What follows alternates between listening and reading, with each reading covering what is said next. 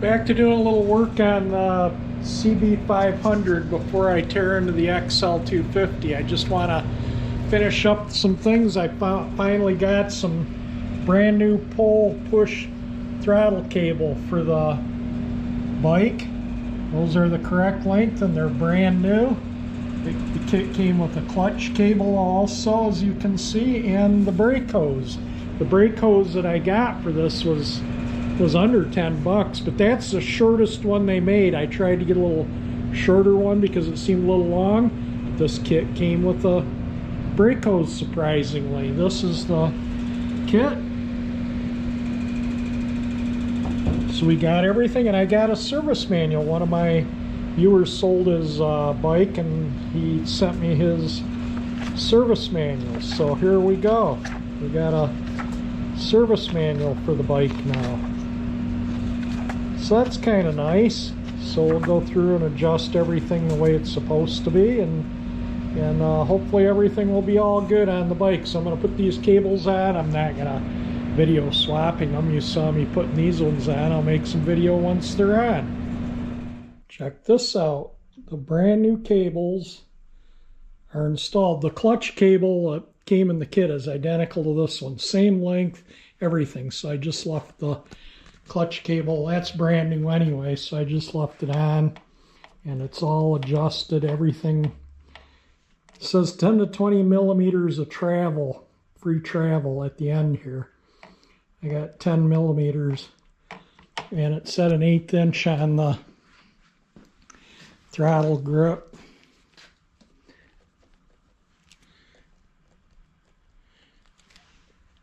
You can see the cable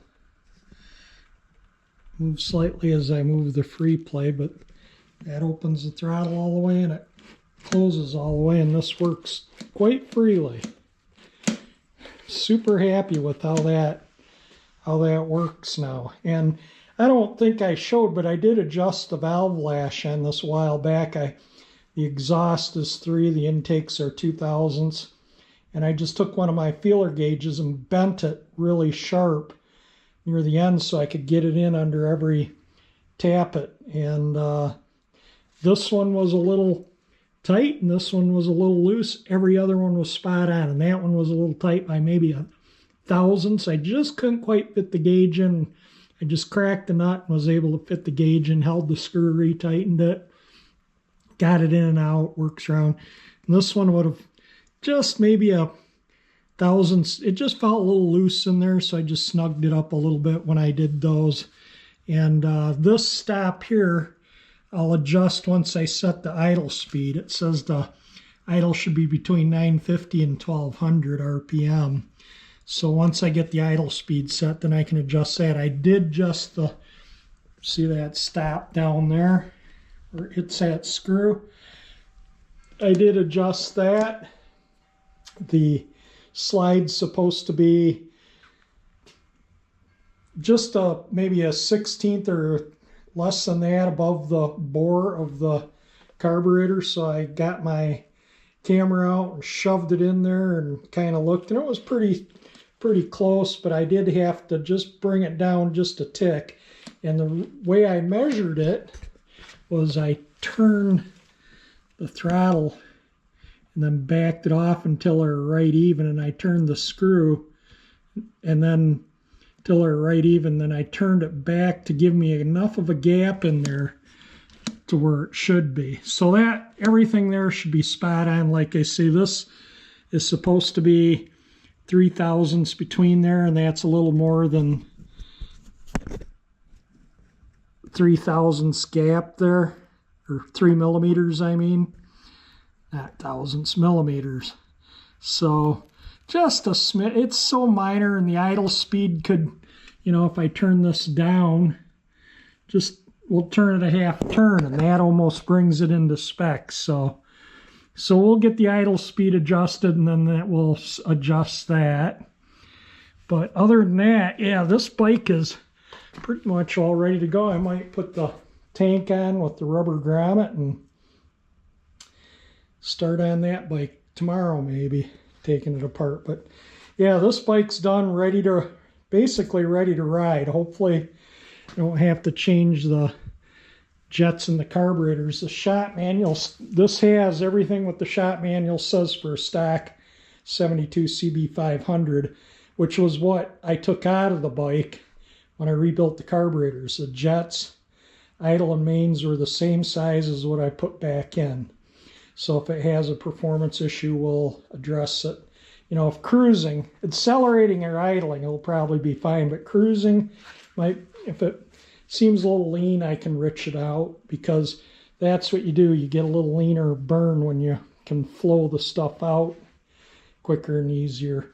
So anyway, let me throw the tank on and finish buttoning this bike up, as I think it's pretty much well done. The brake hose I decided just to leave because I don't want to make a mess.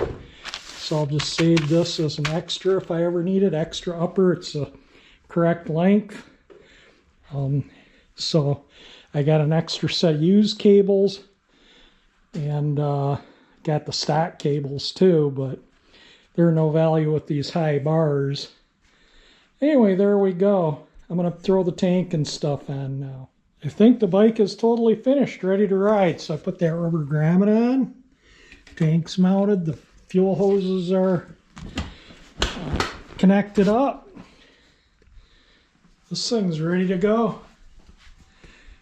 The throttle cables, everything. Batteries up. Yeah, that's nice. That works good. The front brake works. The clutch works. Rear brake works. Everything works on the bike as it should. We just need some riding weather now, and we can go out and test it out. I'm really looking forward to getting this thing out and riding it. It really came out nice. I'm going to try and get it outside so I can get a little video of it out in the daylight. Well, the sun was out earlier, but yeah, we're going to do a little look at the bike. I mean, I just love this bike. Came out so nice. Everything is set to factory specs on it. It's ready to go. Yeah, we just got to get rid of the snow and cold and ice. It was kind of slippery pushing it out here when I got to there. I was going to kind of push it over into there, but it's just too icy. And I don't want to start it until I'm ready to ride it. It doesn't have any gas in the carburetors, and I kind of want to keep it that way. But yeah, the sun was out a little while ago. I wish it still was. But anyway, we are finished. All the cables, the dash cam thing, and the cameras. If you skip that video, there you can go back if you're curious about it. It's a Viafo MT1, same as we put on the Polaris Razor. Anyway, there we go. Like I say, I wish the sun was still out. It would really look nice if it was. Okay, I'm going to put it back in the garage. I just wanted to get some video outside of it before. Well, it was still somewhat daylight out, but like I say, it was bright sun earlier. Clouds had come over. There we go. I cleaned up the lake oil that this had leaked. This leaks, like I say, out of the shift shaft seal. So we're going to get started on this bike now. This bike is pretty much all complete. I might buff out the side covers in the future, may not. Who knows? They look pretty nice. I mean, they probably don't need buffing, but anyway, the bike looks super good.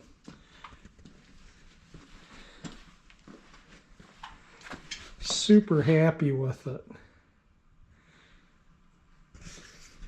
Yeah, and I decided not to put that in Autorama. I'm not into shows. I just never been a big show fan. I don't mind going to shows. I just don't like entering things. It's just, you know, I'd have to go down there several times. I'd have to spend the weekend down there, and it's just a waste of time. It's just not worth it to me. That's my attitude anyway. I just not big in entering shows. I like going to them, maybe taking a quick look and leaving, but that's about it. But anyway, there we go. So thrilled with how this thing came out. Gonna hang on to it for a little while and get some use out of it. Get a full summer out of it anyway. Unless somebody offers me a substantial amount of money for it, you know, anything's for sale at the right price. I don't really want to sell that. I've had some pretty good offers on the Rio.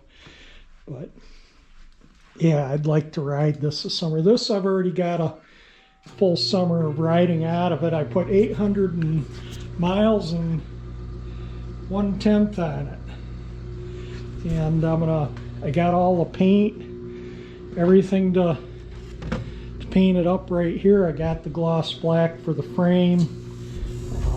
This bike's going to go back to the way it is, factory original. But this bike, I already did quite a bit of work on it. If you go back and look at the playlist on this bike, the exhaust, the forks, quite a few things like that are done. This will be pretty easy to get apart and blast all the pieces and paint it up. I'm going to try and blast the frame on this like I did this. That made all the difference in the world. Painting the frame, sandblasting. If you go back and look at the beginnings of the videos, yeah, this frame was really rough. And it came out really nice. The rear wheel of chrome's kind of bad on it. I'll keep my eye out in the meantime for another rear wheel and spokes. I want to get a wheel that has really nice chrome on it. That's the worst chrome on the whole bike, is the rear wheel. And other little nickel and dime things like turn indicators and stuff. You know, that's an easy change if I find better ones of them. But the ones that are on it aren't offensive. That rear wheel is pretty bad. So we'll get it for the rest of the bike, looks like new, and then you look at the rear wheel. Yeah, and I was thinking I might take the center stand off, but it does make it nice for when I want to do maintenance like oil changes and chain lubes, or, you know, this has an O-ring chain so I won't need to lube it, but, you know, I'll spray with WD-40 and wipe it down to keep it clean and nice looking. And like I say, I may have to rejet the carburetors once I get it on the road. It has all the stock jets. It had the stock jets when I took it apart, and it has the stock jets in it now, but with these straight pipes, they may run a little lean cruising. But the bike starts instantly. I didn't video, but I did spray some starting fluid in the airbox and hit the starter after I finished up, and it lit right off instantly. And but the fuel hoses are hooked up, but like I say, I haven't turned the fuel valve on because I don't want fuel in the carburetors until I'm ready to ride it. Just keep them clean and dry. When I'm ready to ride it, then we'll turn the fuel valve on. But there we go.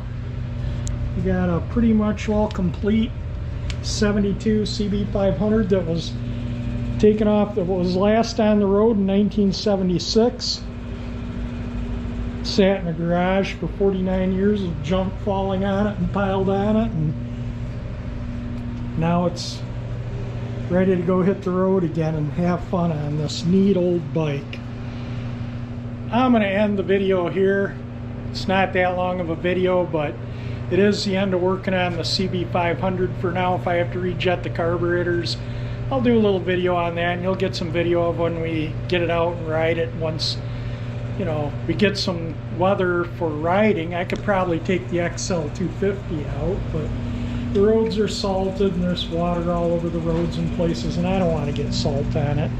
So if I had a field of woods or something, you know, that was snowpacked, not icy, these bikes ride great in the snow with these knob tires in the fields and stuff. If you get ice, forget it. Nothing goes on ice, absolutely nothing. You'd have to put screws or studs in the tires, which they do up north here. They race up in St. Ignace. They have a dirt bike race, and they stud the tires and they go out on Lake Huron off St. Ignace and race around. They have snowmobile races there too.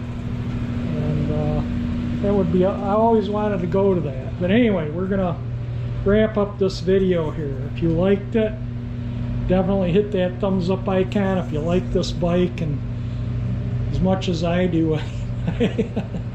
And if you like my channel, that 348 engine icon will help you subscribe to my channel. And thank you for taking the time to watch my video on this 72 Honda CB500 Four.